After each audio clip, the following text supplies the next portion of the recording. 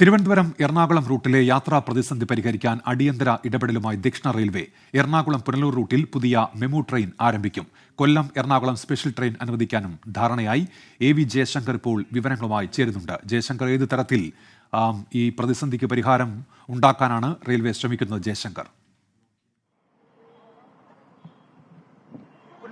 ഇന്ന് വേണാട് എക്സ്പ്രസിൽ ഒരു യാത്രക്കാരി കുഴഞ്ഞു വീണതിന് പിന്നാലെയാണ് റെയിൽവേ അടിയന്തരമായി പ്രശ്നപരിഹാരത്തിന് ശ്രമിക്കുന്നത്.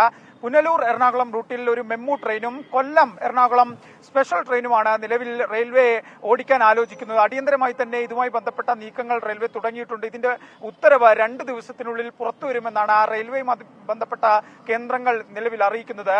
ഈ കൊടിക്കുന്നിൽ സുരേഷ് MP ഉൾപ്പെടെയുള്ള ആളുകൾ ഈ പ്രശ്നം ചൂണ്ടിക്കാട്ടി റെയിൽവേ ബോർഡ് ചെയർമാനെ സമീപിക്കുകയുണ്ടായി. അദ്ദേഹത്തിനും റെയിൽവേ ബോർഡ് ചെയർമാൻ നൽകിയിരിക്കുന്ന ഉറപ്പ് ഏറെക്കുറെ സമാനമാണ്. ഈ പ്രശ്നങ്ങളെല്ലാം തന്നെ റെയിൽവേ വിശദമായി പഠിക്കുന്നുണ്ട്.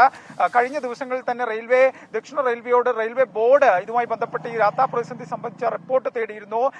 പുതിയ ട്രെയിനുകളുടെ കാര്യത്തിലും കോച്ച് കപ്പാസിറ്റിയുടെ കാര്യത്തിലും ഉൾപ്പെടെയുള്ള വിഷയങ്ങളിലാണ് വിശദീകരണം തേടിയത്. ഇതുമായി ബന്ധപ്പെട്ട റിപ്പോർട്ട് ദക്ഷിണ റെയിൽവേ ഉടൻ തന്നെ റെയിൽവേ ബോർഡിന് നൽകും. ഇതിനുശേഷം കൂടുതൽ ട്രെയിനുകളുടെ കാര്യത്തിലും പരിഗണനയുണ്ടാകും. ഒപ്പം തന്നെ ഈ വേണാട് എക്സ്പ്രസിലെ തിരക്ക് ക്രമീകരിക്കാൻ കൂടുതൽ കോച്ചുകൾ അനുവദിക്കുന്ന കാര്യം നിലവിൽ റെയിൽവേയുടെ പരിഗണനയിലാണ്. ഒരു കോച്ച് തത്വത്തിൽ അനുവദിക്കാൻ ധാരണയായിട്ടുണ്ട്. എന്നാൽ കൂടുതൽ കോച്ചുകളുടെ കാര്യത്തിൽ കൂടുതൽ വിവരശേഖരണം നടത്തിയതിനു ശേഷമായിരിക്കും റെയിൽവേ അന്തിമ തീരുമാനമുണ്ടാക്കുക. എന്തായാലും കൃത്യമായി എറണാകുളം തിരുവനന്തപുരം ശരി. AV ജയശങ്കറാണ് വിശദാംശങ്ങൾ നൽകിയത്.